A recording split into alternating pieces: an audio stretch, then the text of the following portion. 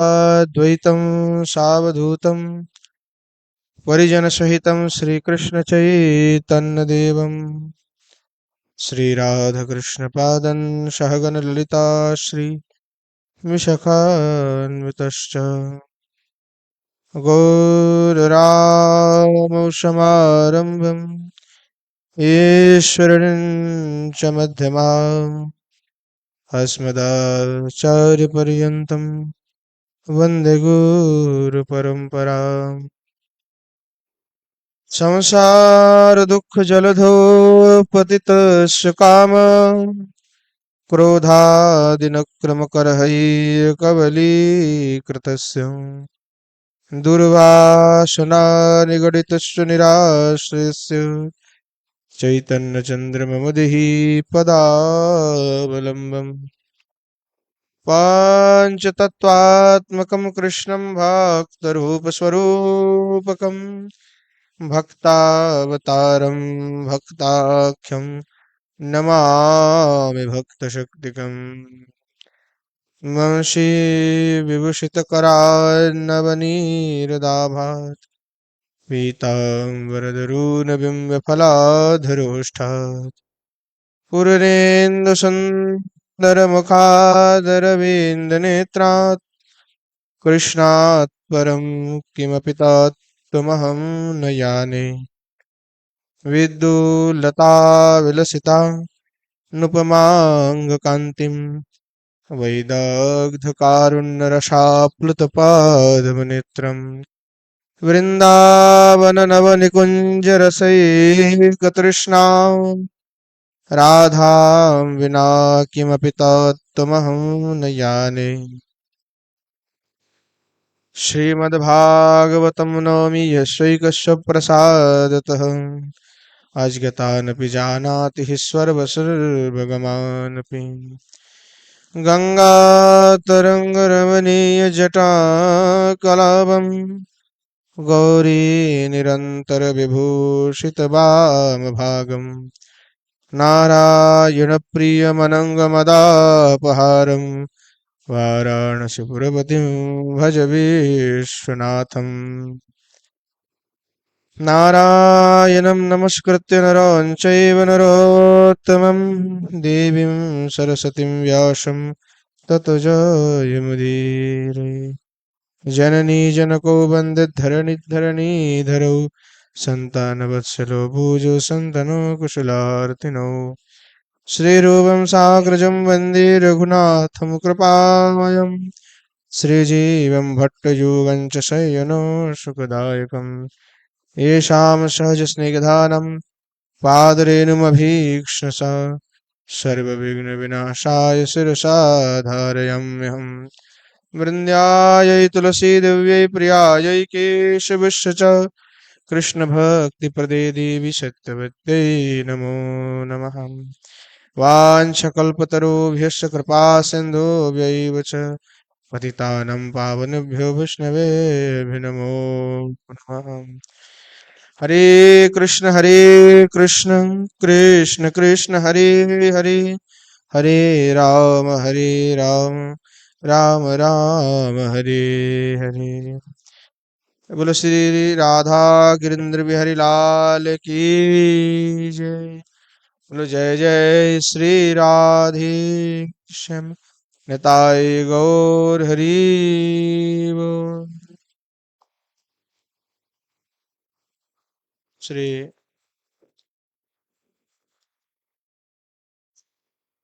परम पूज्य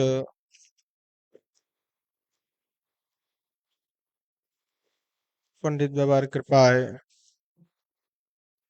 नित्य सत्संगे গৌড়ীয় বৈষ্ণব আচার্যগণ আচার্যদিগের পরম পাবনময় চরিত্র কথা চরিত্র সুধা আমরা আস্বাদন করছি। আজ আমাদের হরিকথার ৩৬তম দিন। নিত্য প্রতি আমরা গৌড়ীয় বৈষ্ণব আচার্যগণের পরম পাবনময় মধুরাতি মধুর তাদের চরিত্রসমূহ আস্বাদন করছি। আজ আমরা ব্রজের অন্যতম সিদ্ধ সন্ত সিদ্ধ শ্রী জগদীশ দাস বাবাজি মহারাজ কালিয়াদহ তার পরম পাবনময় চরিত্র আস্বাদন করব। শ্রী হরিদাস দাসজি লিখেছেন, বর্ধমানে কোন কুলীন ব্রাহ্মণ বংশে তিনি জন্ম নিয়েছিলেন এবং পরবর্তীকালে তিনি ডাক্তার হন, অনেক বড় ডাক্তার হয়েছিলেন। ডাক্তারি পড়াশোনা করে কালনাতে তিনি পূর্বে ডাক্তারি করতেন এবং সে সময় তার খুবই নাম ছিল, সুনাম ছিল চিকিৎসা ক্ষেত্রে, অনেক প্রচার প্রসার ছিল। পূর্বাশ্রমের আত্মীয়দের মধ্যে বর্ধমানে উকিলও ছিলেন কিছু সেখানে। তার ইনি গৌরবর্ণ, দেখতে গৌরবর্ণ আকৃতি, দীর্ঘকার অর্থাৎ লম্বা চওড়া ছিলেন অনেক, সুদর্শন পুরুষ, লম্বা চওড়া মানুষ। সিদ্ধ ভগবান দাস বাবাজি মহারাজের নিকটে ইনি দীক্ষা গ্রহণ করেছিলেন।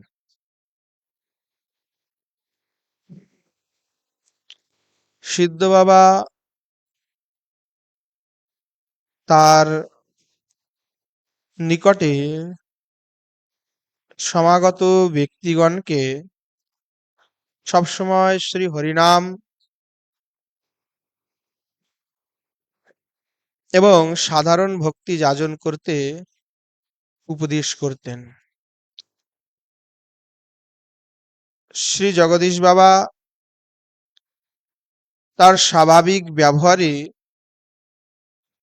আকৃষ্ট হয়েছিলেন। তার যে অর্থাৎ শ্রী ভগবান দাস বাবাজি মহারাজের যে স্বাভাবিক,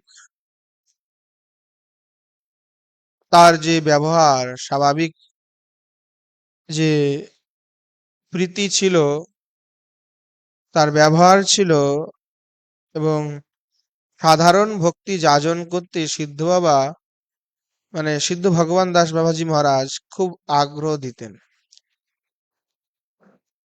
তার কথাতেই আগ্রহিত হয়ে শ্রী জগদীশ বাবা সিদ্ধ হওয়ার প্রতি আকর্ষিত হন, আকৃষ্ট হন এবং বাবাজি মহারাজের থেকে দীক্ষা প্রার্থনা করেন।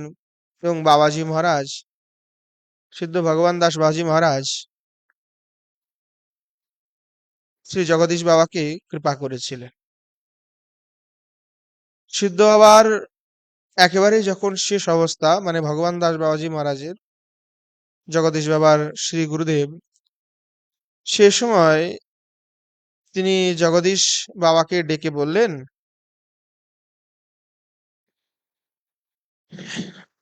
এই নে, এই নাম কয়টা লিখে নে, স্বরূপটা লিখে নে, পরে তোর কাজে দেবে।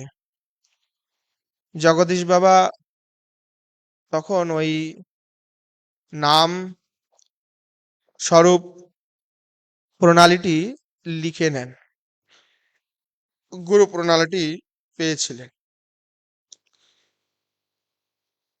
পরবর্তীতে শ্রী জগদীশ দাসজি মহারাজ মানে সিদ্ধ বাবা বৃন্দাবনে এসে শ্রী মদন মোহনের পুরাতন মন্দিরে বহুদিন বৈষ্ণবদিগের সঙ্গে বাস করেছিলেন। আমাদের প্রাচীন মদন মোহন মন্দিরে সিদ্ধ ভগবান দাস বাবাজি মহাশয়ের কৃপাতেই তিনি গ্রন্থাদি পাঠ করে সৎসঙ্গ করে নিজ অভীষ্ট ভজনটি বুঝে নিয়েছিলেন। সিদ্ধ বাবা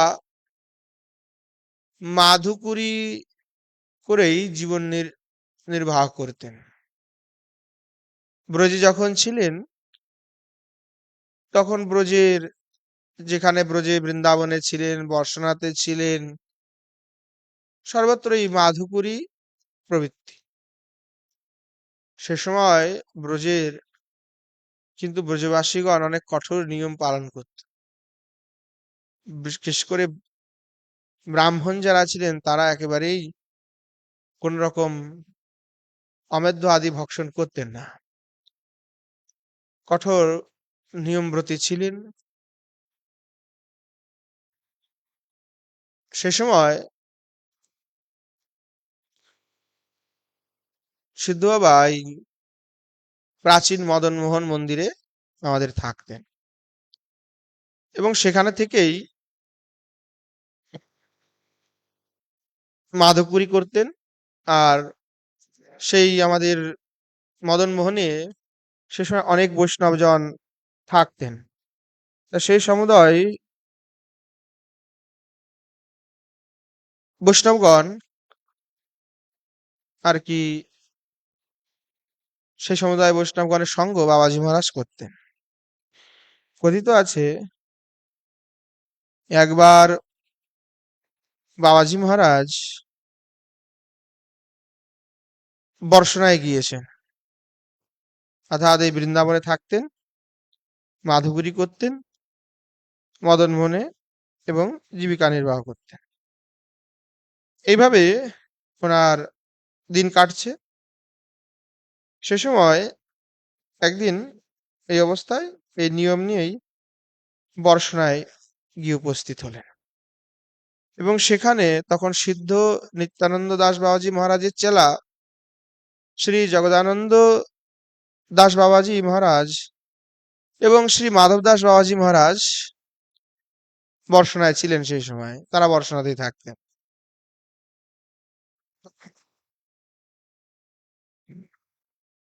শ্রী জগদীশ বাবা যখন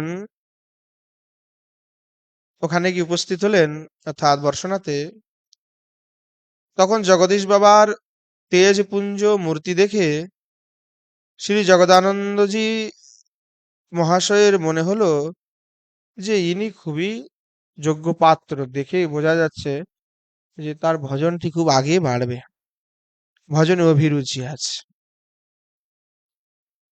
তাহলে ইনি তো যোগ্য পাত্র, ইনি যদি বর্ষনায় থেকে ভজন করে তবে খুব ভালো হয়। এটা স্থির করে তিনি মাধব দাসজিকে বললেন, আরে মাধব, তুমি জগদীশ বাবাকে বলো এতদিন তো বৃন্দাবনে থেকে ভজন করলেন, এক্ষণে ব্রজের এই গ্রামে থেকে ভজন করুন। মাধব দাসজি কি বলেন?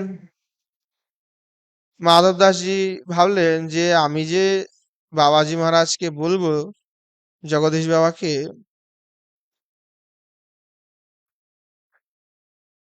তার যে শিষ্য সামন্ত আছে তার থেকেও বয়সে আমি ছোট, আর ইনি প্রাচীন মহানুভব বৈষ্ণব, তাকে আমি এই কথা কি করে বলি? কিন্তু জগদানন্দজি বারবার তাকে প্রেরণা দিতে লাগলেন, আরে না, তুমি বলো, তুমি বলো।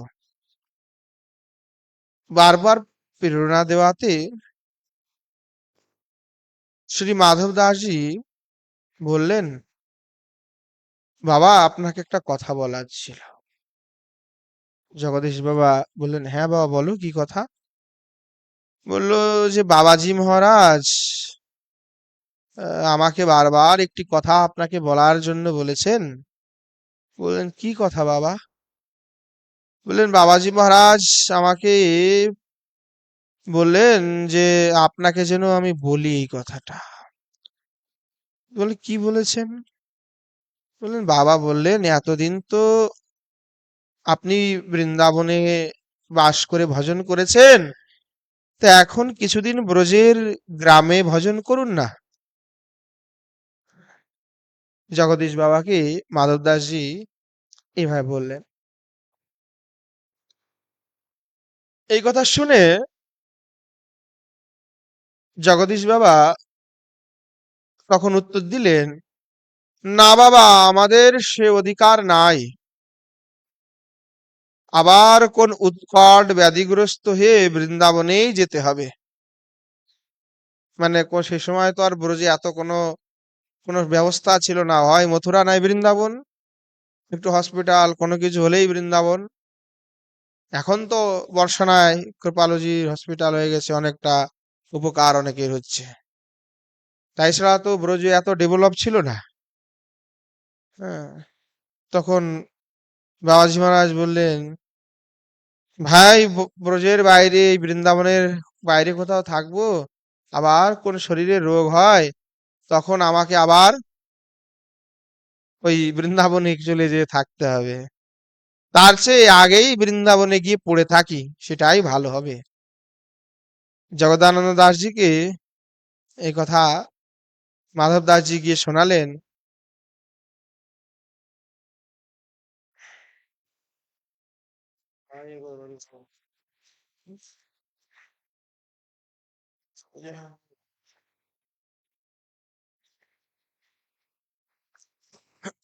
তো এই কথা মাধব দাসজি শ্রী সিদ্ধ জগদীশ দাস বাবাজি মহারাজের কাছ থেকে শুনে জগদানন্দ দাসজিকে গিয়ে এই কথাটি বললেন, যে বাবাজি মহারাজকে তো বললাম, আপনি বারবার আমাকে বললেন যে এতদিন তো আপনি বৃন্দাবনে থেকেছেন, এখন বর্ষনায় থেকে ভজন করুন। তা বাবাজি মহারাজ উত্তরে বলেছেন যে উৎকট ব্যাধি কখনো হলে আবার সেই তো ব্রজে ফিরে যেতে হবে, বৃন্দাবনে, তার থেকে বৃন্দাবনেই পড়ে থাকি। তখন জগদানন্দ দাসজির মানে কথাটি অতটা ভালো লাগেনি। কিন্তু অদ্ভুত কথা, কিছুদিন পরে জগদানন্দ দাসজি অতি উৎকট রোগ হলো, সেই রোগের ঠেলায় ওনাকে বৃন্দাবনে এসে থাকা লাগলো। হ্যাঁ, সিদ্ধ বাবাকে বলেছিলেন যে বৃন্দাবনে এসে এই বর্ষণায় থাকুন, আর সিদ্ধ বাবা বললেন যে না, আমি বর্ষণায় না, আমি বৃন্দাবনেই থাকবো। তো জগদানন্দজি তখন কিছুদিন পরেই অতি উৎকট রোগ হয়ে একেবারে তখন আক্রান্ত হলেন, এবং তখন তাকেই বৃন্দাবনে আসতে হলো। তখন আর মাধুপুরি করার শক্তি ছিল না। মাধব দাসজি দুটো অন্ন রান্না করে ভোগ দিতেন, এবং সেটাই পরবর্তীতে প্রসাদ রূপে পেতেন। শেষকালে অতি উচ্চস্বরে নাম কীর্তন করতে করতে করতে শ্রী জগদানন্দ দাসজি দেহ রক্ষা করেছিলেন। অতঃপর শ্রী জগদীশ বাবা সেখান থেকে কালীধয়ে এসে আবার ছোট্ট একটি কুটিরে বাস করতে থাকলেন। মাধুকরী করতেন, কিন্তু মাধুকরীতে আটা নিতেন, লবণ ত্যাগ করেছিলেন, লবণ খেতেন না। ক্ষৌর করার জন্য নাপিতের কাছে যাওয়াটাকে উনি বিড়ম্বনা বলেই মানতেন। যে বারবার নাপিতের কাছে দৌড়াতে হবে ক্ষৌরি করার জন্য, এটা আর একটা মহা বিড়ম্বনা। তা নিজের কাছে ক্যাইচি রেখেছিলেন। তো নিজে নিজে নিজে ক্যাইচি দিয়ে চুল দাড়ি কেটে ফেলতেন নিজে নিজেই। যে বারবার এই নাপিতের কাছে দৌড়াদৌড়ি করা, কে দৌড়াদৌড়ি করে, নিজেই চুল দাড়িটা কাঁচি দিয়ে কেটে ফেলতেন। এবং স্বভাবত খুবই শান্ত স্বভাব, ভজনমূর্তি ছিলেন। রূপ সনাতনের বেশটিকে প্রাধান্য দিতেন, যে আমার রূপ সনাতন গোস্বামীপাদ যেমন ছেঁড়া কথা নেড়া মেটা, হ্যাঁ, ছেঁড়া কথা নেড়া মাতা অঙ্গে বহির্বাস। সেই একেবারে মহারাজ সেই বেষ্টি সিদ্ধ হওয়া পছন্দ করতেন। বললেন যদি ন্যাড়া মাথা না হতো তাহলে সিদ্ধ হওয়া বকা দিতেন। বলে তুমি বৈষ্ণব, তুমি ন্যাড়া মাথা নাও কেন? রূপ সনাতনের আদর্শটিকে খুবই কঠোরভাবে পালন করতেন। মাধুকরী করতে প্রায় তিনি প্রতিদিন শৃঙ্গার বটে শ্রী শ্রী নিত্যানন্দ প্রভুর গতিতেই একেবারে যেতেন। নিত্যানন্দ প্রভুর যে গদ্দি, সেই গদ্দিতে গিয়ে অর্থাৎ শৃঙ্গার বটের যে নিত্যানন্দ প্রভুর গদ্দি যেটা, সেখানে গিয়ে উনি প্রায় প্রায় যেতেন মাধুকরী করতে করতে। সেই সময় প্রেমানন্দ গোস্বামী পাদ তিনি ওই নিত্যানন্দ গদ্দির অধিপতি ছিলেন। হুম, তিনি বাবাজি মহাশয়কে খুব প্রীতি করতেন, খুব ভালোবাসতেন। হ্যাঁ, আর বাবাজি মহারাজও তাকে ভালোবাসতেন, প্রীতি করতেন, এবং যেহেতু গোস্বামী সন্তান তাই শ্রদ্ধা ভক্তিও করতেন প্রচন্ড। একদিন বাবাজি মহারাজ মাধুকরী করতে করতে শৃঙ্গার বটে নিত্যানন্দ গদ্দিতে গিয়ে উপস্থিত হয়েছেন। মাধুকরী গিয়েছেন, কিন্তু মুখের ভিতরে কোনো উল্লাস নেই, মলিন চিত্ত। প্রভুপাদ তাকে, বাবাজি মহারাজকে দেখেই জিজ্ঞাসা করলেন, বাবা, আজকে আপনার মুখে উল্লাস নেই কেন? অন্যদিন তো খুব উল্লাস থাকে, আজকে কেন উল্লাস নেই? বাবাজি মহারাজ কাঁদতে কাঁদতে বললেন, সব তো আপনাদের হাতে, আজ ভাগ্য মন্দ। প্রভুপাদ ব্যাপারটি বুঝলেন যে আসলে বাবাজি মহারাজের কি হয়েছে। সে সময় যমুনা শৃঙ্গার বটের মানে একদম ঘেঁষেই আর কি প্রবাহিত হতো। পরিক্রমার সেই যাত্রীগণ তখন মহাপ্রভুর প্রাঙ্গণ হয়ে, যারা প্রাচীন তারা জানেন, আমরা তো আর দেখি নাই, যারা প্রাচীন তারা জানেন এটা। তো সেই সময় ওই পরিক্রমা করতে গেলে মহাপ্রভুর প্রাঙ্গণ হয়ে পরিক্রমা করতে হতো। প্রভুপাদ ব্যাকুল ভাবেই বাবাজি মহারাজকে বললেন,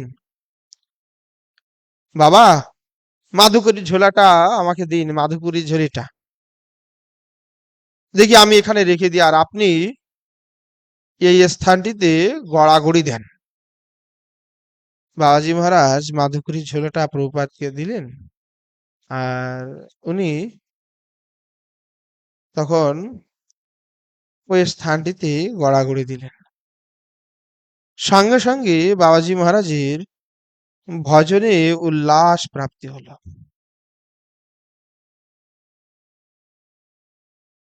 আনন্দিত হলেন বাবাজি মহারাজ।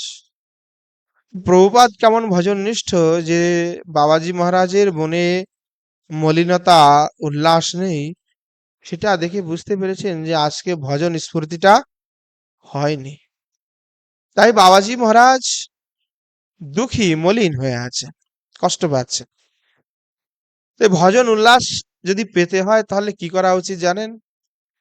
সিদ্ধ বাবা শিখিয়ে গেলেন যে বৈষ্ণবেরও পদধূলি, তাহে মরু স্নান করি। বৈষ্ণবের পদধূলি থেকে আর কোনো কিছু শ্রেষ্ঠ নাই। সেই পদধূলিতে স্নান কেলি করলেই ভজনে স্ফূর্তি হয়। একজন জিজ্ঞাসা করলো যে ভাই, সিদ্ধ বৃন্দাবনে সিদ্ধ মহাত্মা আছে। আমি বললাম, ভাই সিদ্ধ মহাত্মা সে তো জানি না, সবাই সিদ্ধ। এখন কাকে বিচার করে বলবেন যে সিদ্ধ নয়? ব্রজে কে সিদ্ধ নয়? সিদ্ধের কি বিচার করা যায় নাকি? আর যদি সিদ্ধের বিচার করতে পারি তাহলে তো আগে নিজেকে সিদ্ধ হতে হবে। যে কে সিদ্ধ সেটা তখনই জানা সম্ভব যখন কেউ নিজে সিদ্ধ হবে। এই জন্য সিদ্ধ মহাত্মা তারা শিখিয়ে যান।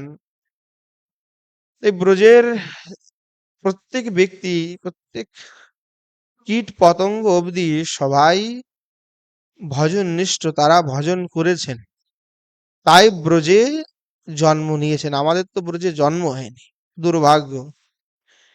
কিন্তু ওই ব্রজে যারা জন্ম নিয়েছেন তারা কেউই কম ভাগ্যশীল নন, এবং যারা ব্রজে বাস করছেন, ভজন করছেন, তারাও সামান্য জন নন। তাই এই ব্রজের নিবাস পূর্বক যারা ভজনে আবিষ্ট হয়ে আছেন, ভজনে যারা প্রবৃত্ত হয়ে আছেন, তাদের সেই চরণ ধূলি লাভ করলেই জীবের কল্যাণ সাধিত হয়। বাবাজি মহারাজ যেহেতু পরিক্রমা যখন সবাই করতে যেতেন, সেই স্থান দিয়েই সব মহাত্মাগণ, বৈষ্ণবগণ, ব্রজবাসীগণ, সাধু সন্তগণ সেখান দিয়ে যেতেন।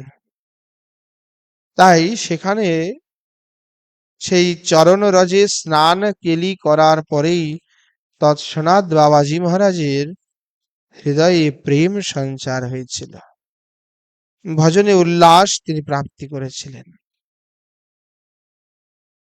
তার প্রায় 15-20 বছর পরে যখন প্রভুপাদ অপ্রকট হলেন, তখন প্রভুপাদের শিষ্য মাধব দাস বাবাজিকেও তিনি বিশেষভাবে প্রীতি করতেন। মাধব দাসজিও প্রায় প্রতিদিন তার নিকটে যেতেন। শ্রী তখন মাধব দাসজি কেশিঘাটে গোপালকৃষ্ণ গোস্বামীজির সমাজ বাড়ি ধরে বাস করতেন। একদিন সকালে জগদীশ বাবা মলিন মুখে শ্রী মাধব দাসজির নিকটে আসলেন। মাধব দাসজির নিকটে এসে যখন উপস্থিত হয়েছেন, তখন মাধব দাসজি বাবাজি মহারাজকে বসার জন্য আসন দিলেন, এবং আসনে বসিয়ে দণ্ডবাদ আদি প্রণাম পূর্বক জিজ্ঞাসা করলেন, বাবা, আপনি তো সচরাচর এখানে আসেন না, তবে আজকে হঠাৎ করে আপনি এই অসময়ে কেন এসে উপস্থিত হলেন? বলুন, আমি কি এই আপনার আজ্ঞা করুন, কি করব বলুন, আপনার কি সেবা করব? তখন উনি প্রভুপাদের সেই পুরানো কথাটি স্মরণ করে বললেন, যে পূর্বে আমার ভজনে স্ফূর্তি উল্লাস না প্রাপ্ত হলে আমি এই মলিন চিত্তে প্রভুপাদের কাছে এসেছিলাম। প্রভুপাদ আমাকে ওই জায়গাটিতে, যেখানে সবাই পরিক্রমা করতে যেত, পরিক্রমা করার সময় ওই জায়গার উপর দিয়ে যেত, আমি সেখানে প্রণাম আদি করেছিলাম, গোড়াগড়ি করেছিলাম, তাতে আমার ভজনে উল্লাস হয়েছিল। প্রভুপাদ তো আমার ভাগ্যে নাই। তখন প্রভুপাদ অপ্রকট হয়েছিলেন। বাবাজি মহারাজ বললেন, প্রভুপাদ তো আমার ভাগ্যে নাই, তুমি এক কাজ করো ভাই, আমাকে একটু প্রভুপাদের সমাধি মন্দিরে নিয়ে যাও। মাধব দাসজি তাকে সঙ্গে করে নিয়ে শৃঙ্গার বটে প্রভুপাদগণের সমাধি বাড়িতে আসলেন। সিদ্ধ বাবা সমাধি দর্শন করে সেই স্থানে গড়াগড়ি দিতে লাগলেন। ঠিক প্রভুপাদের কৃপায় বাবাজি মহারাজের সেই মলিন মুখটা আবার হাস্যোজ্জ্বল হয়ে গেল। প্রভুপাদের কৃপায় তিনি আবার ভজন উল্লাস পেলেন। সিদ্ধ বাবা অপরাধ সম্বন্ধে অত্যন্ত সাবধান থাকতেন। প্রত্যেক বৈষ্ণবগণের অপরাধ বিষয়ে সাবধান থাকা খুবই অনিবার্য। যদি অপরাধ সম্বন্ধে সাবধান না থাকা হয়, ছোট অপরাধেও ভজন জগৎ থেকে আপনি বাদ পড়ে যেতে পারেন। এই জন্য যারা উত্তম ভক্ত হবেন, তাদের লক্ষণ হচ্ছে দুনিয়াতে কোনো কিছু দেখার প্রয়োজন নাই। যারা কনিষ্ঠ তারা দোষ দৃষ্টি দেখবে, মধ্যম যারা আছে তারা দোষ দেখলেও সেই বিষয়ে কোনো কিছু বলেন না। আর উত্তম যারা ভক্ত আছেন তারা দোষ গুণ কোনো কিছুই দেখেন না, না দোষ দেখেন না গুণ দেখেন, না দোষ বিচারী না গুণ বিচারী, তারা উভয়ে সম। সমদৃষ্টি রাখাই বৈষ্ণবগণের কর্তব্য। আচার্যগণ এটাই বলেছেন যে সমদৃষ্টি রেখেই নিজে ভজন করা একান্তে, তাহলেই সব থেকে ভালো হয়। কারণ জগতের সাথে সম্পর্ক রাখলে ভালো মন্দ সমস্ত কিছু নিয়ে চলতে হয়, চোখে দেখতে হয়, তখন না বলে থাকা যায় না। চোখের সামনে একটা অন্যায় হচ্ছে, অবিচার হচ্ছে, একটা অশাস্ত্রীয় কার্য হচ্ছে, তখন বলাই লাগে। কিন্তু উত্তম ভক্তগণ যারা আছেন তারা দেখেন সবই কালের প্রভাব, জগতে যাহা কিছু হচ্ছে সবই কৃষ্ণের ইচ্ছায় হচ্ছে, তা আমার ওইখানে হস্তক্ষেপ করার প্রয়োজন নাই।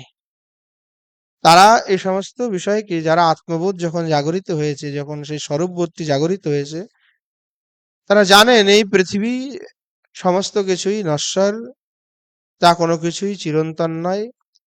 তাই তৎসমুদয় বিষয় নিয়ে কখনোই চিন্তা করার প্রয়োজনও নাই। অর্থাৎ যা নশ্বর, যা নাশবান, তাকে নিয়ে চিন্তা করাটা ব্যর্থ কাজ। বুদ্ধিমান কখনো সেই বিষয়ে চিন্তা করেন না। আর এই পৃথিবীতে একমাত্র আমরা এসেছি ভজন করার জন্য, অন্য কোনো আমাদের উদ্দেশ্য নাই। তাই ভজন বিষয়ে মনো অভিনিবেশটা করতে হবে, বাহ্যিক বিষয়ে মনো অভিনিবেশের দরকার নাই। সিদ্ধ বাবা বলতেন, দেখো বাবা, প্রাণী মাত্রে মনোবাক্যে উদ্বেগ দিবে না। কাউকে, কোনো প্রাণীকে মন বাক্য দিয়ে কখনোই, কারো কে কখনোই মন থেকে হোক বাণী থেকে হোক যেভাবেই হোক, কোনো কাউকে উদ্বেগ দিবে না। বৈষ্ণব মাত্রে তো দূরের কথা বললেন, প্রাণী মাত্রে কোনো প্রাণী, তাদেরকে উদ্বেগ দিবে না। এবং এই কথাটাই সিদ্ধ বাবা যে শুধু বলতেন এমনটি নয়, এইটা তার জীবনের ব্রতও ছিল। বাবাজি মহারাজের কাছে যদি কেউ যেতেন এবং গিয়ে কথাবার্তা বলতেন, তখন বাবাজি মহারাজ খুব আনন্দের সহিত কথা বলতেন। এবং যখন যাওয়ার সময় ব্যক্তিটি যদি খুব আনন্দিত হতো, উল্লসিত হতো, তাহলে বাবাজি মহারাজ খুব আনন্দ পেতেন।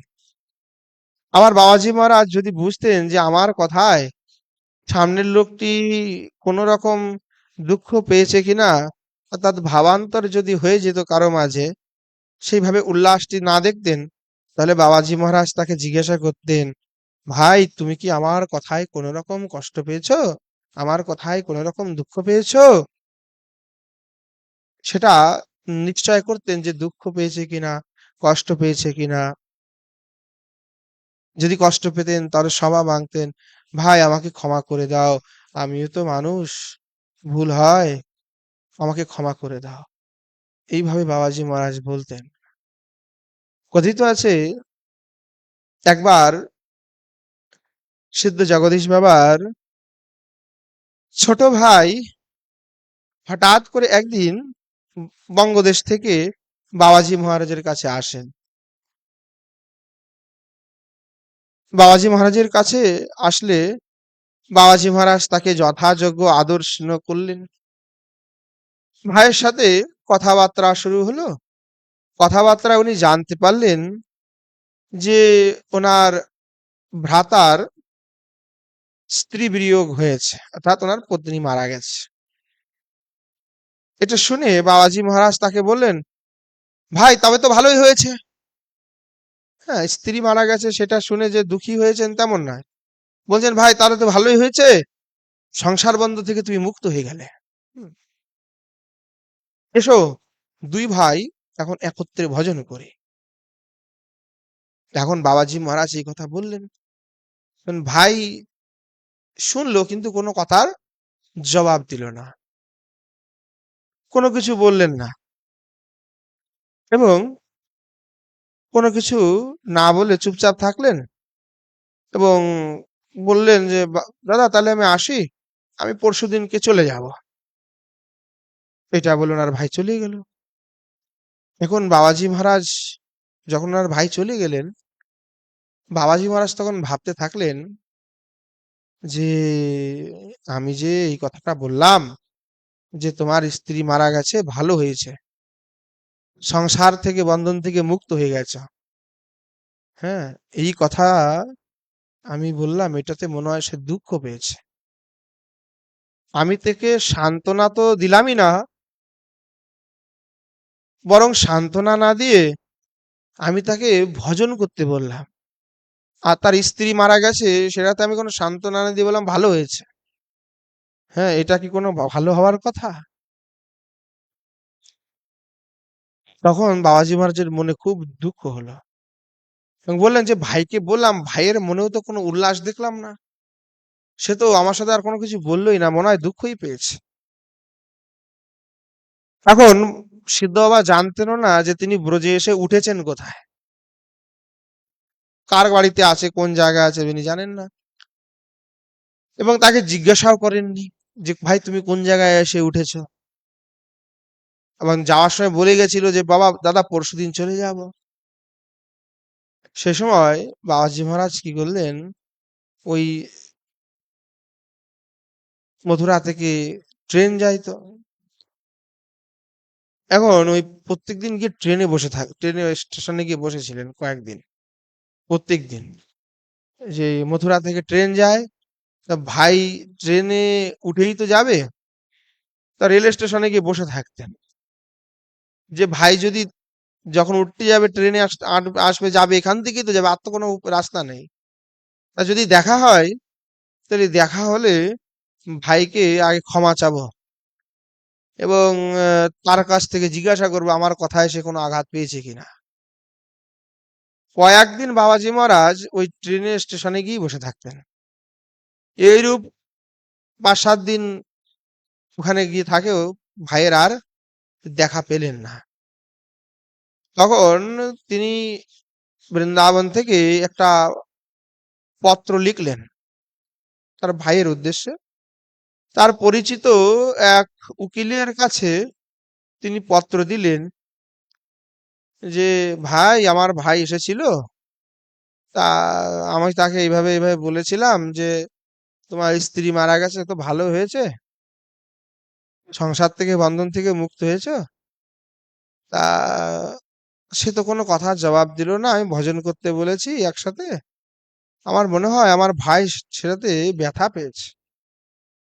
তা আমার ভাইয়ের কাছে আপনি জিজ্ঞাসা করবেন আমার কথায় সে কি ব্যথা পেয়েছে, যদি ব্যথা পেয়ে থাকে তাহলে তিনি যেন আমাকে ক্ষমা করে, এই কথাটা আমার ভাইয়ের কাছে আপনি পৌঁছে দেন। তখন উকিল বাবু সেই পত্র নিয়ে ওনার ভাইয়ের কাছে গেলেন যে আপনার ভ্রাতা এইভাবে জিজ্ঞাসা করেছেন। তখন ওনার ভাই বললেন যে না না, আমি কোনো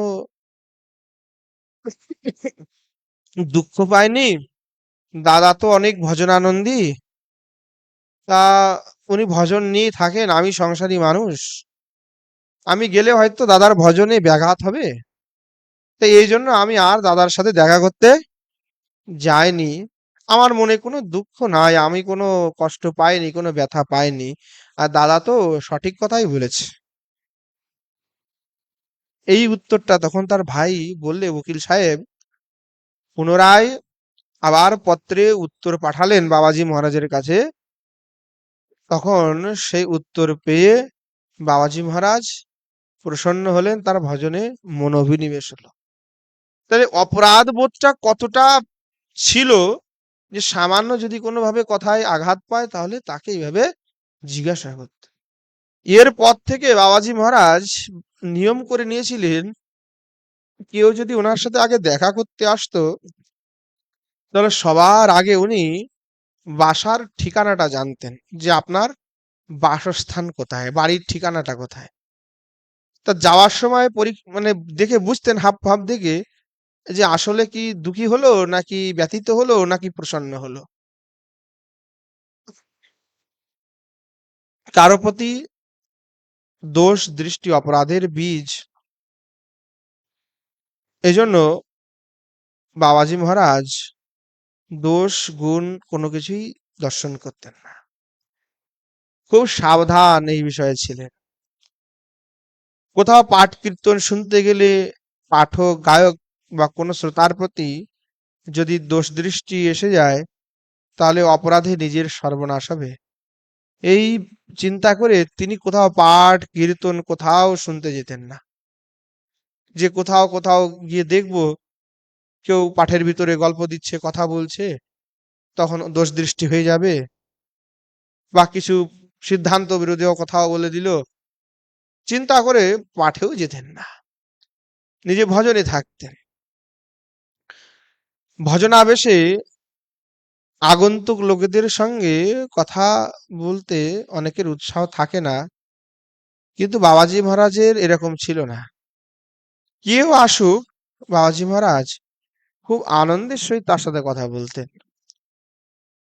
এবং বাবাজি মহারাজ মনে করতেন যে আগন্তুক যারা আসছে, শ্রীমান মহাপ্রভু নিজেই তাদেরকে বাবাজি মহারাজের নিকটে পাঠিয়েছেন। তাই বাবাজি মহারাজ সেই সমস্ত ব্যক্তিদিগের যাদের মনে বিভিন্ন জানার ইচ্ছা, সংশয়, সেই জিজ্ঞাসার বিষয়ে উত্তর বা উপদেশ আদিটা দেওয়া নিজের সেবা বলেই, কর্তব্য বলেই বাবাজি মহারাজ মনে করতেন। তাই যে কেউ বাবাজি মহারাজের কাছে আসলে তিনি খুব নম্র ভদ্র হয়ে শান্ত চিত্তে প্রেমের সহিত তার সমস্ত প্রশ্নের সমাধানটি বাবাজি মহারাজ করতেন।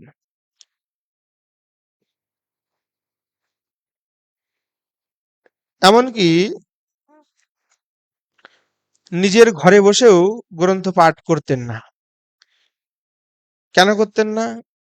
কেননা তিনি মনে করতেন যে পাঠের সময় যদি কেউ কিছু জিজ্ঞাসা নিয়ে এসে পাঠের অনুরোধে জিজ্ঞাসা করতে না পারেন তাহলে মহা অন্যায় হবে। অর্থাৎ যদি পাঠ করেন তাহলে কেউ জিজ্ঞাসা নিয়ে আসলো, পাঠ শুনতে শুনতে আর জিজ্ঞাসা সে করতে পারবে না, কারণ পাঠের তো একটা সময় থাকে। সেই পাঠের সময় হতে হতে আমাদের সন্ধ্যা হয়ে গেল, এরপরে তো আর এখানে সময় নেই। এখন আর জিজ্ঞাসা কাউকে কেউ করতে পারবে না। কেউ মনে যদি প্রশ্ন নিয়েও আসে তাহলে সেই সময়টি আমি দিতে পারলাম না। তো বাবাজি মহারাজ ভাবতেন যদি কেউ জিজ্ঞাসা করতে আসেন তাহলে তো সে জিজ্ঞাসা করতে পারবে না, এই ভয়ে নিজে ঘরে পাঠও করতেন না। যদি কেউ এসে জিজ্ঞাসা করতেন, প্রশ্ন করতেন, তাহলে তখন সেটার উত্তর দিতেন। আশেপাশে বৈষ্ণবগণ যারা বসতেন তারাও সেটা শুনতেন। এক প্রকার ইষ্ট গোষ্ঠী বাবাজি মহারাজের ওখানে হতো। এবং বাজে কথা, আন কথা একেবারেই তিনি শুনতে পারতেন না। বাবাজি মহারাজের ওখানে নিত্য গোষ্ঠী হতো, যে বিভিন্ন লোকজন যাদের মনে প্রশ্ন আছে, জিজ্ঞাসা আছে, তারা আসতো, এসে বাবাজি মহারাজের কাছে প্রশ্ন করত, জানতে চাইতো। তখন বাবাজি মহারাজ উত্তর দিতেন, কিন্তু পাঠ হতো না, ইষ্টগোষ্ঠীটা হতো। এবার ভক্তি সব সিদ্ধান্ত শাস্ত্র সমূহই উনি বলতেন, তবে পাঠের ভিতরে কোনো রকমের ওই ইষ্টগোষ্ঠীর ভিতরে কোনো রকম আনো কথা কুকথা হতো না, আর উনি ওগুলিও কোনো রকম শুনতেনও না। সিদ্ধান্ত বিরুদ্ধ, গোস্বামীগণের আদর্শ বিরুদ্ধ কোনো কথাই উনি তার মুখ থেকে বের হতো না। তিনি বলতেন বাবাজি মহারাজ যে আমার গুরুদেব সিদ্ধ বাবা, তার সিদ্ধ ভগবান দাস বাবা রাগানুগা ভক্তিটি প্রচার করেন নাই। তিনি রাগানুগা ভক্তি প্রচার করেন। আসলে রাগানুগা ভক্তিটি প্রচারের বিষয়ই নয়, সেটি খুব গোপন ভজন। রাগানুগা ভজন, গোবিন্দ লীলামৃত আদি বা গুটিকা আদি স্মরণ যে ভজনটি, সেটি ওই সমস্ত দুনিয়াতে প্রচারের বিষয় নয়। এটি খুব গুপ্ত গুহ্য ভজন। জনসাধারণ সামান্য লোকের জন্য এটি প্রযোজ্য নয়। সামান্য লোক তো এগুলি বুঝবেই না। সেই জন্য রাগানুগা ভজনটি সামান্য লোকের জন্য নয়। তাদের জন্য, সামান্য লোকের জন্য বিধিমার্গে উপাসনা, হরিনাম সংকীর্তন, যজন যাজন এই পর্যন্তই। কিন্তু এই সমস্ত কিছুর পরে যে রাগানুগা ভজনটি, সেটি গুজ্জাতি গুচ্ছ বিষয়। সেটি নিয়ে প্রচার করা, প্রসার করার আসলে উচিত নয়। তা সিদ্ধ বাবারা কেউ কিন্তু সেটা এভাবে প্রচার করেননি। খুব একান্ত আন্তরিক জন যারা ভজন শিখতে এসেছেন, তাদেরকেই কিন্তু সেই বিষয়টিতে অবধারণা দিয়েছেন, সেই বিষয়টি তাদেরকে শেখানো হয়েছে। বাকি আর কাউকে এই সমস্ত বিষয়ে শিক্ষা প্রদান করেননি।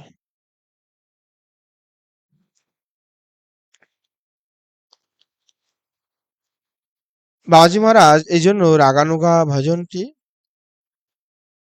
উপদেশ করতেন, প্রচার ওইভাবে করতেন না। কারো যদি আন্তরিক ইচ্ছা হতো, বাবাজি মহারাজ বলতেন বলতেন যে আমার গুরুদেব প্রচার করেন নাই, তবে গুরুদেব এখন আমার মাধ্যমে প্রকাশ করাচ্ছেন। যারা আন্তরিক ভজনের নিষ্ঠ, অন্তরে যাদের সেইরূপ বাসনা আছে, তাদের কাছেই আমি প্রকাশ করি। তাদেরকেই বাবাজি মহারাজ প্রকাশ করেছেন। রাগানুগা ভজন বিষয়ে বাবাজি মহারাজ উপদেশ করতেন যে হাতের লেখা পাকা করতে হলে যেমন পাকা লেখার উপর হাত ঘোরাতে হয়, তেমনি লীলা স্মরণ করতে হলে যারা ভজনে পরিপক্ক হয়েছেন, তাদের স্মরণের স্রোত অনুসারে স্মরণ করতে হয়। মানে যদি কেউ হাতের লেখাটা পাকা করতে হয়, তাহলে কি করি, এই যে একজনের ধরো কারো লেখা সুন্দর, হাতের লেখা, আমরা ওইটার উপরে আবার কলম চালিয়ে আবার ওইটা উম, দেখি বারবার, তাহলে আমার হাতের লেখাটা ওরকম সুন্দর হয়ে যাবে। মানে একটার উপরে লেখা সুন্দর, তার উপরে আমি আবার কলম চালিয়ে লিখলাম।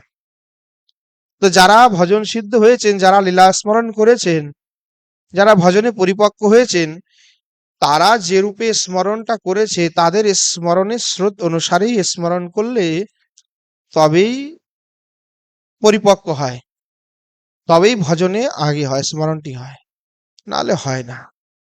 বাবাজি মহারাজ বলতেন যে অষ্টকালীন লীলা শুধু কণ্ঠস্থ করলে হবে না, অর্থাৎ কণ্ঠস্থ করে নিয়ে স্মরণ করলাম, স্মরণ কণ্ঠস্থ করে নিয়েছি, আর বলে গেলাম, তাহলে হবে না। বাবাজি মহারাজ গ্রন্থ একখানি কাছে, বাবাজি মহারাজ বলতেন যে একটা গ্রন্থ কাছে রাখতে হবে, স্মরণ যদি আটকায় তবে দেখতে হবে, মন চললেই গ্রন্থ বন্ধ করতে হবে। কিন্তু গ্রন্থ পাঠ করার নাম স্মরণ নয়। অর্থাৎ অষ্টকার লীলা বই দেখে দেখে দেখে পাঠ করে যাচ্ছি, তাহলে কিন্তু সেটা হবে না। আবার কণ্ঠস্থ করে নিলাম, তাইলেও কিন্তু শুধু যে একবার কণ্ঠস্থ করে নিয়ে পড়তেছি, মনে কোণে পড়েই গেলাম, তাহলেও হবে না। সেটা গভীর চিন্তনের বিষয়, অনুভবের বিষয়। এই জন্য মনকে চালনা করতে হবে। একেবারেই যখন স্মরণ করবেন সাধক যোগপীঠের, তখন সাক্ষাৎ যোগপীঠ দর্শন, শ্রী যুগল সরকারের স্বরূপ দর্শন হচ্ছে, শ্রীমান মহাপ্রভুর সাক্ষাৎ দর্শন হচ্ছে, নিতাই চাঁদের দর্শন হচ্ছে, অদ্বৈতের দর্শন হচ্ছে, গদাধরের দর্শন হচ্ছে, শ্রীবাস পণ্ডিতের দর্শন হচ্ছে, রূপাদি গোস্বামীগণের দর্শন হচ্ছে। সমস্ত একেবারে যোগপীঠে যারা আছেন, তাদের সাক্ষাৎ প্রত্যক্ষ দর্শন হতে হবে এবং তদ্রূপ লীলা স্মরণ হবে। এই যে আমরা বসে আছি এখন সবাই হুবহু দেখছি, ওই রকম দেখতে হবে, তবেই না সেটা স্মরণ। না হলে শুধু মনে মনে বলে গেলাম যোগপীঠে রূপ সনাতন বসে আছেন, মহাপ্রভু বসে আছেন, চন্দন দিলাম হ্যাঁ, এইটা হবে না। এটা স্মরণ নয়, প্রত্যক্ষ যেমন আমরাই দেখছি, সেটা যোগপীঠে দর্শন করে, সাক্ষাৎ দর্শন করে যখন আমি চন্দনটা দিচ্ছি, তখন একেবারে সাক্ষাৎ শ্রীমান মহাপ্রভুকে দর্শন করেই দিচ্ছি। এ তাদৃশ লীলাস্মরণটিকেই প্রকৃত লীলাস্মরণ বলা হয়। তা এটা সবার জন্য, সবাই যে এখানে পৌঁছাতে পারবেন তেমন নয়, এটা খুব দুরূহ বিষয়। গুরুবর্গের কৃপা, ইষ্টের কৃপা, বৈষ্ণবের কৃপা হলেই তবে এই ধরনের স্ফূর্তি প্রাপ্তি হয়।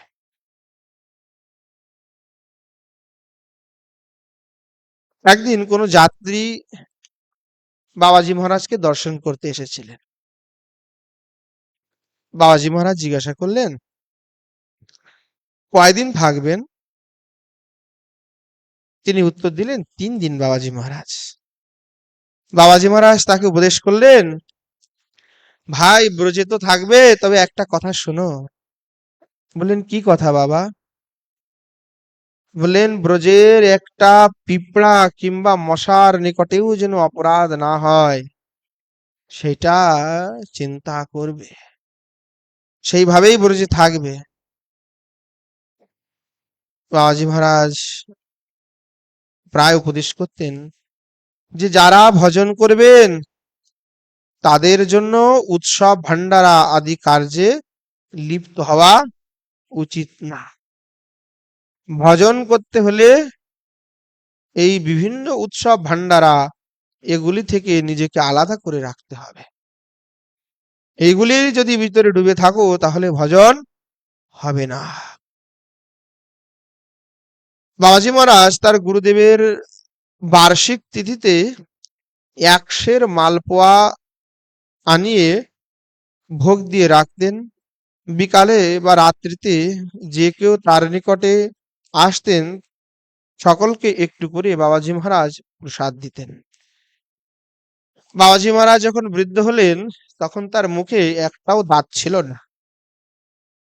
মাধব দাসজি বাবাজি মহারাজের জন্য নরম নরম যে খাবারগুলি পাওয়া যায়, যেগুলি খেতে দাঁত লাগে না, সেই খাবারগুলি বাবাজি মহারাজকে এনে দিতেন। যেখানে পেতেন সেখান থেকে নরম খাবারগুলি এনে বাবাজি মহারাজকে দিতেন। একদিন বাবাজি মহারাজ মাধব দাসজিকে জিজ্ঞাসা করলেন যে তুমি আমার জন্য প্রায় এই সব খাবার নিয়ে আসো। আচ্ছা মাধব, তুমি আমার জন্য প্রায় এসব খাবার কেন নিয়ে আসো? তোমার অভিপ্রায়টা কি? কি চাও? তখন মাধব দাসজি বুঝলেন বাবাজি মহারাজ মনে হয় মনে করছেন আমি কিছু চাই। মাধব দাসজি একেবারে দণ্ডবত প্রণাম হয়ে বলেন, বাবা অপরাধ নিবেন না, আমার আসলে কোনো অভিপ্রায় নেই, আপনার থেকে কোনো কিছু পাওয়ার আকাঙ্ক্ষা আমার নাই। আপনার তো দাঁত নেই, তা আপনার ভালো নরম কোনো খাবার দেখলেই আপনার কথা আমার মনে পড়ে যে বাবাজি মহারাজের জন্য নিয়ে গেলে বাবাজি মহারাজ এটা আনন্দে আস্বাদন করতে পারবেন, তাই আপনার জন্য ওই খাবার আমি নিয়ে আসি। বাবাজি মহারাজের আশঙ্কা ছিল যে মাধব দাসজি তাকে তো অনেক ভালোবাসে, বিশুদ্ধ প্রেম করে, আবার তার কোনো উদ্দেশ্য তো নাই, তাই বাবাজি মহারাজ তাকে জিজ্ঞাসা করে নিলেন। একবার সিদ্ধ ভগবান দাস বাবাজি মহারাজের তিরোভাব উৎসব পালন করবেন বলেই বাবাজি মহারাজ স্থির করলেন যে এবার ভালো করে উৎসবটা করব। প্রত্যেক বছর 100 মালপোয়া ভোগ আর কি দিতেন। তা সেবার বললেন যে না, একবার একটু উৎসব করি বাবাজি বাবার এসে। ইচ্ছা করলেন, তা কি হলো, এই ইচ্ছা মাত্রই সব পূরণ হয়ে যায়। তো কিনু বাবু নামে একজন ধনী ভক্ত বাবাজি মহারাজের এই ইচ্ছার কথা শুনলেন যে বাবাজি মহারাজ ইচ্ছা করেছেন যে গুরুদেবের উৎসবে ভালোভাবে একটু উৎসবটি পালন করবেন, সাধু বৈষ্ণবদেরকে প্রসাদ পাঠাবেন। তখন কিনু বাবু সেই সময় 40 টাকা এসে বাবাজি মহারাজের হাতে দিলেন। বললেন, বাবা এই 40 টাকা আমি দিলাম, আপনার যা ভালো মনে হয় আপনি বৈষ্ণব সেবা করুন। তখন বাবাজি মহারাজ নিজে স্বয়ং বাজারে গিয়ে 20 টাকার গুড় কিনে আনলেন এবং গুড় কিনে নিজের ভজন কুটিরে আসলেন, যে ইচ্ছা করলেন যে মালপোয়া খুব চকাচক বানিয়ে ভোগ দেব। তখন ভজন কুটিরের মধ্যে গুড়ের থলিগুলি তিনি রেখে ওই যে তখন তো কুয়া ছিল, কুয়ার থেকে জল টল নিতে হতো, তখন কুয়ার নিকটে গিয়ে এই পা ধুতে গেছিলেন, হাত মুখ পা ধোবেন, কুটিয়ার ভিতরে রেখেই কুয়াতে গেছিলেন। কুটিরটা বন্ধ করতে ভুলে গেছিলেন। সে সময় একদল বানর কুটিরে প্রবেশ করে সেই গুড়ের থলিগুলি ছিঁড়ে একেবারে সেই গুড় নিয়ে একেবারে মহা উৎসব আয়োজন করে ফেললো। হ্যাঁ, আনন্দে সব বাদরগুলি সেই গুড় নিয়ে খাওয়া দাওয়া করে শেষ। বাবাজি মহারাজ ওই পদধৌত করছেন, মুখ ধৌত করছেন, আর বান্দরের খেলা দেখছে।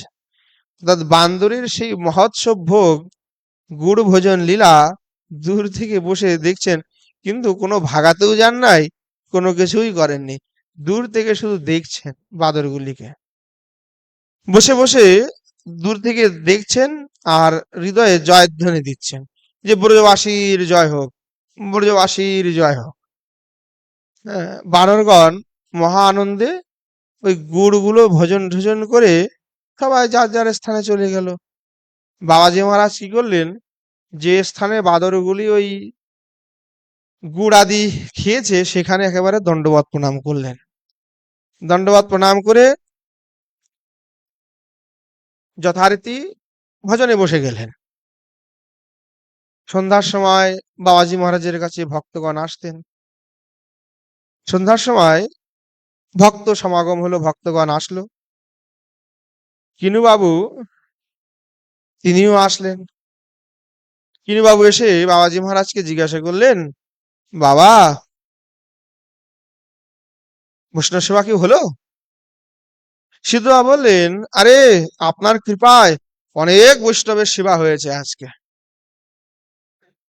কিনুবাবু খুঁজতে লাগলেন যে ভাই বৈষ্ণব সেবার তো কোনো চিহ্ন পাওয়া যাচ্ছে না, চুলা টুলা তো বানানো লাগে কিছু, কোনো রকম তখন তো ওই কয়লা বা লাকড়ির চোলা দিয়েই সবকিছু, একটা চিহ্ন তো থাকবে, কোনো কিছুই নাই।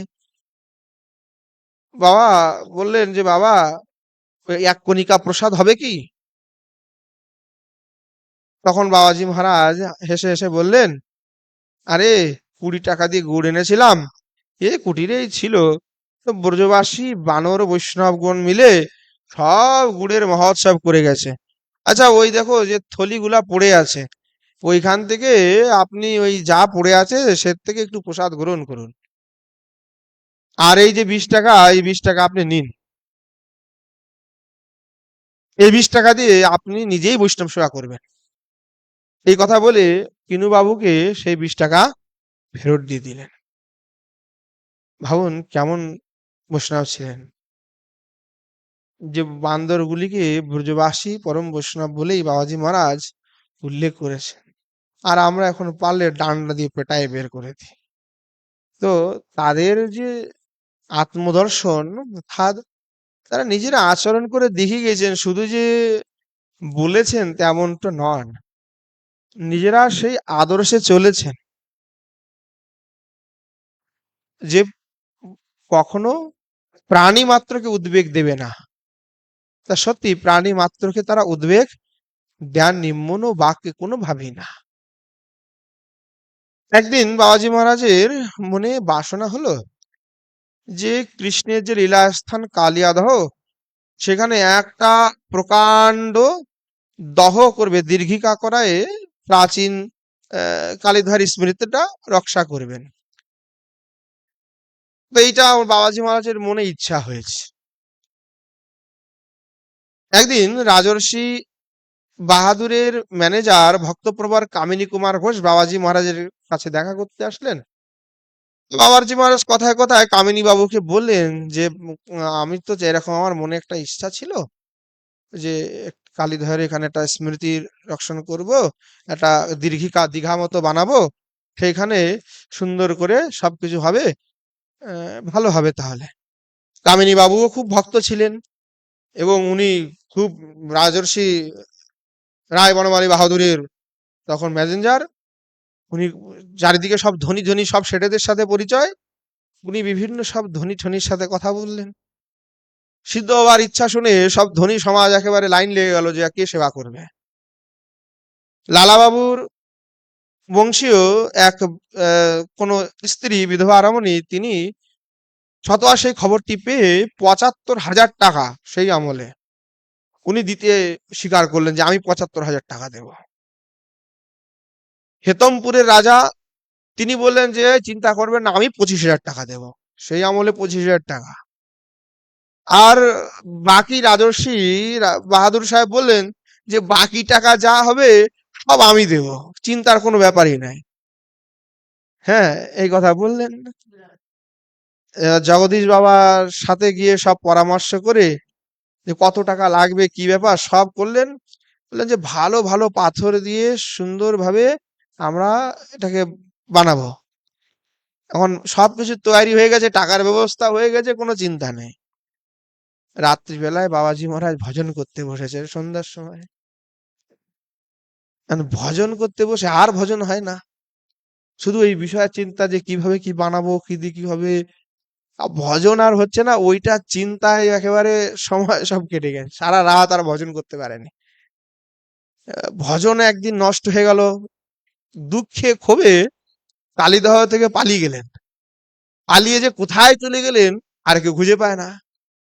৫-৬ দিন হয়ে গেছে, এদিকে কামিনী কুমার ঘোষ এসেও খুঁজে পাচ্ছেন না, বাবা কোথায় গেছে কেউ বলতে পারেন না। ৫-৬ দিন বাবার কোনো খোঁজ নাই। পরে কয়দিন পরে হঠাৎ করে স্বয়ং এসে ভজন কুটিরে এসে উপস্থিত হয়েছেন। সবাই জিজ্ঞাসা করলেন, বাবা আপনি কোথায় গেছিলেন না বলে আপনাকে সবাই আমরা খোঁজাখুঁজি করছি। কামিনী কুমার ঘোষ এসে বললেন, বাবা আপনি আদেশ করলেই তো এই দীঘাটা খনন করব, বলুন। তখন বাবাজি মহারাজ গম্ভীর ভাবে উত্তর দিলেন যে দেখো ভাই, আমার মনে বাসনা হয়েছে, আহ আমি আর কিছু এই বিষয়ে বলতে চাই না। যদি কারো ইচ্ছা হয় তা আমার মৃত্যুর পরে এই কাজটি করো, যদি কারো ভালো লাগে। কারণ এই বাসনার তাড়নায় আমার আর ভজন হচ্ছে না, আমার ভজন নষ্ট হয়ে গেছে। যদি এই কাজের আরম্ভ হয় তাহলে আমার সব নষ্ট হয়ে যাবে, যা ভজন সাধন করেছি সব শেষ।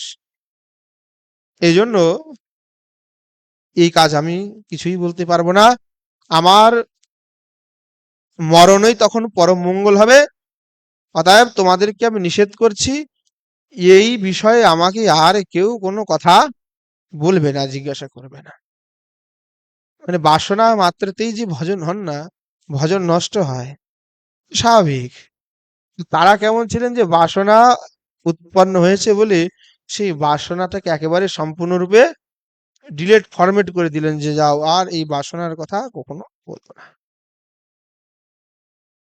যখন গোষ্ঠী হতো নিত্যপ্রতি, সেই গোষ্ঠীতে মাঝে মাঝে তিনিই মাঝে মাঝে প্রশ্ন জিজ্ঞাসা করতেন, মানে বাবাজি মহারাজ নিজেই প্রশ্ন উঠাতেন, আবার নিজেই উত্তর বলে দিতেন। তখন বাবাজি মহারাজ আবার এটা নিজেই বলতেন যে দেখো, তোমরা কে কি বলবে, আবার আমি তাহার বাদ প্রতিবাদ করব, তাই আগেই আমি বলে দিচ্ছি, এক্ষণে তোমাদের যা মনে হয় বলো, সেইটা আলোচনা করব। মানে প্রশ্নটাও বাবাজি মহারাজ করে দিতেন, আবার উত্তরটাও বাবাজি মহারাজ করতেন। একদিন রাজর্ষি বনমালী রায় বাহাদুর বাবাজি মহারাজের কাছে এসেছেন। তো বাবাজি মহারাজ রাজর্ষি বনমালী রায় বাহাদুরকে জিজ্ঞাসা করলেন যে বলুন তো, সর্বত্যাগী জীবের কর্তব্য কোথায় বাস করা?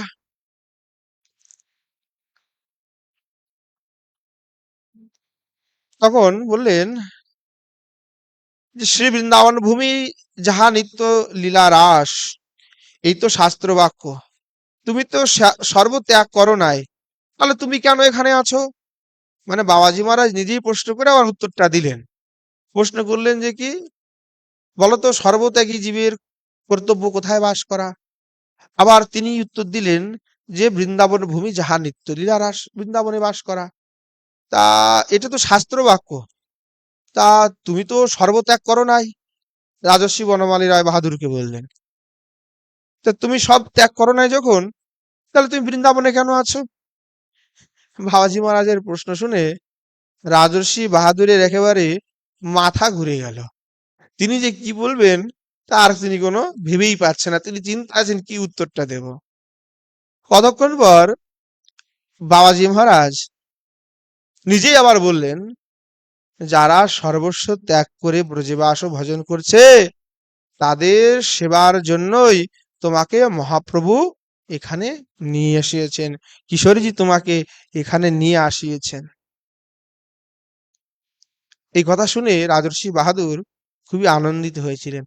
আর রাজর্ষি রায় বাহাদুর সেই সময় প্রচুর পরিমাণে অর্থ ব্যয় করে বৈষ্ণব সেবা আদি করতেন, গ্রন্থের প্রচুর সেবা করেছেন, বিভিন্ন ব্রজের কুণ্ড, মঠ, মন্দির প্রচুর দান ধ্যান করে গেছেন, প্রচুর সেবা করেছেন।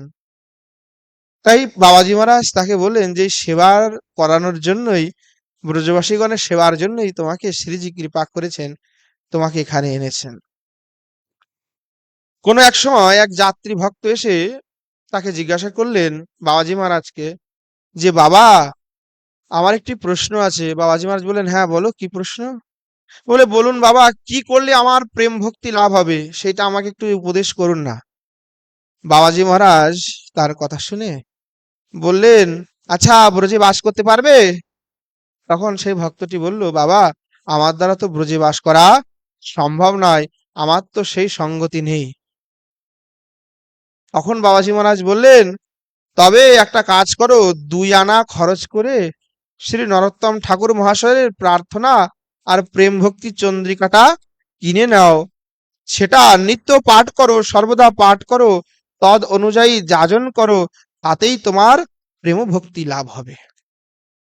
ভক্তটি খুব আনন্দিত হলো, তিনি গৃহে ফিরে গেলেন এবং সেই ভক্তটি মাঝে মাঝে পত্র লিখে বাবাজি মহারাজের কাছে কিছু জিজ্ঞাসা করতেন, প্রশ্ন করতেন। চিঠিপত্রে লেখালেখি করতে বাবাজি মহারাজ খুব বিরক্ত ছিলেন, তথাপি বাবাজি মহারাজের যে স্বভাব, প্রেমী স্বভাব, যে কাউকে দুঃখ কষ্ট দিবেন না, তাই না চাইতেও ভক্তটি দুঃখ পাবেন এটি ভেবে বাবাজি মহারাজ পত্রের উত্তর দিতেন এবং লিখেও দিতেন যেন পত্র আর না লেখেন, কারণ বাবাজি মহারাজ উত্তর দিতে এইভাবে লেখালেখিতে আগ্রহ ছিলেন না। পরে ভক্তটি আবার পত্রের লিখেছিলেন, বাবা, আপনাকে আমি অনেক বিরক্ত করি, তবে বাবাজি মহারাজ আপনাকে আর বিরক্ত আমি করতে চাই না, করব না। আপনি শুধু আমাকে এইটা বলে দিন যে কি করলে আমার প্রেম ভক্তি লাভ হবে, আপনি সেইটা সংক্ষেপে আমাকে বলে দিন। তখন বাবাজি মহারাজ সেই ভক্তকে উত্তরে লিখলেন, তোমার প্রাণে প্রেম ভক্তি ব্যতীত যখন আর কোনো কিছু চাহিদা থাকবে না, তখনই তুমি প্রেম ভক্তি লাভ করতে পারবে। যখন প্রেম ভক্তি ব্যতীত ছাড়া আর কোনো চাহিদা থাকে না, তখনই ব্যক্তি প্রেম লাভ করে। এই কথাটি বাবাজি মহারাজ লিখে ভক্তটিকে পাঠান।